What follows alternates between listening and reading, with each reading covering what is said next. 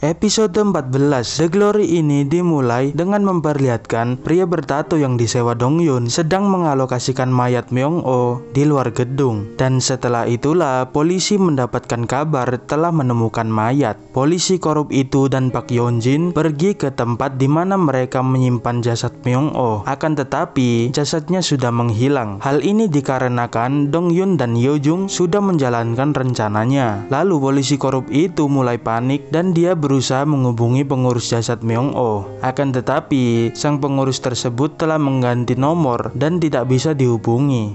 Di suatu hari, Yeo-jung mengambil rekaman yang berisi kejadian saat ibu Dong-yun membuat apartemennya kebakaran. Hal itu merupakan rencana Dong-yun untuk menjauhkan dirinya dari ibunya. Rekaman tersebut digunakan untuk bukti agar Dong-yun bisa memasukkan ibunya ke rumah sakit jiwa untuk rehabilitasi. Dan akhirnya Dong-yun bisa tenang tanpa gangguan dari ibunya. Di suatu hari, Sarah sudah bebas dari penjara untuk sementara. Pengacaranya mengatakan dia akan diringankan hukumannya apabila dia mau bekerja sama dengan para penyelidik. Sarah pulang ke rumah untuk menemukan telepon lamanya yang berisi video Park Yeon-jin di masa lalu yang sedang merundung Sohee karena mengenakan pakaian yang sama dengannya. Di suatu malam, Ha Do-young berada di kantornya. Dia sedang membaca postingan online tentang istrinya.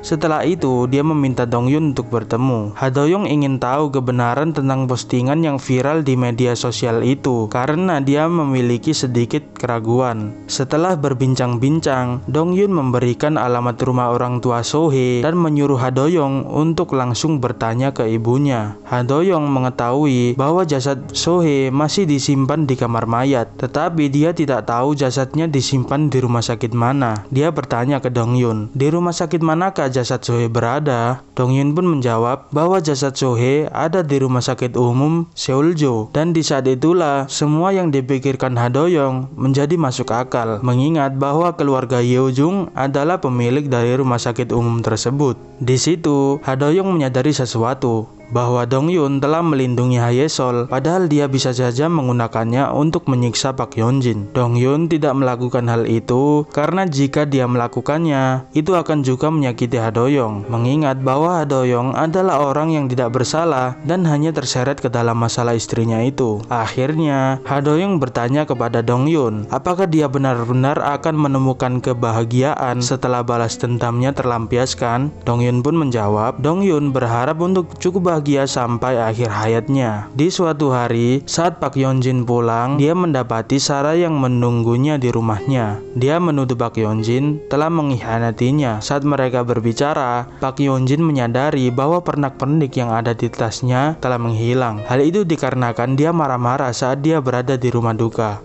Park Yeon-jin mulai panik sampai-sampai dia mengabaikan Sarah yang sedang mengoceh di belakangnya. Pada suatu hari, Jae-jun bertemu dengan pengacaranya. Singkat cerita, Jae-jun bertanya tentang ketentuan autopsi yang rencananya akan dilakukan terhadap jasad Myung-oh ataupun Sohee. Setelah Jae-jun menemukan jalan buntu, dia menghubungi Ha Do-young dan mengajaknya bertemu. Jae-jun menceritakan semua yang dilakukan Park Yeon-jin ke Ha Do-young. Bahkan dia menggunakan Ha Ye-sol untuk mengancam Ha Do-young dengan mengatakan mereka tidak bisa membiarkan Ha Ye-sol dikenal sebagai anak seorang pembunuh. Di sini perasaan Ha Do-young benar-benar campur aduk, tetapi dia tidak bisa berbuat apa-apa. Setelah itu, kita diperlihatkan dengan rencana yang dilakukan oleh Hyunam dan Dong-yun berjalan. Ibu Park Yeon-jin mengambil uang senilai 1 miliar won di berangkasnya beserta label nama yang disimpannya. Dia memberikan semua itu untuk dukun langganannya. Malam berlalu dan suami Hyunam mendapatkan telepon dari dukun yang meminta untuk bertemu agar dia dapat mengambil uangnya. Dia sangat bergembira mendengar rencana pemerasannya berhasil dan ibu Park Yeon-jin bersedia membayarnya 1 miliar won. Dia dengan cepat bergegas keluar. Ibu Park Yeon-jin dan polisi korup itu sedang beradu argumen di dalam mobil. Setelah itu, secara tiba-tiba mereka menabrak seseorang. Orang tersebut ternyata adalah suami Hyunam. suami Hyunam tertabrak mobil mereka saat sedang menyeberang jalan, dan suami Hyunam pun tewas di tempat. Mereka berdua sangat panik dan menyalahkan satu sama lain. Singkat cerita, ibu Pak Hyunjin ingin memanfaatkan polisi korup itu sebelum dia bisa kabur ke luar negeri. Dukun yang membawa uang itu pun meninggalkan tempat, disusul dengan Dongyun yang juga membuntuti dukun tersebut ke tempatnya.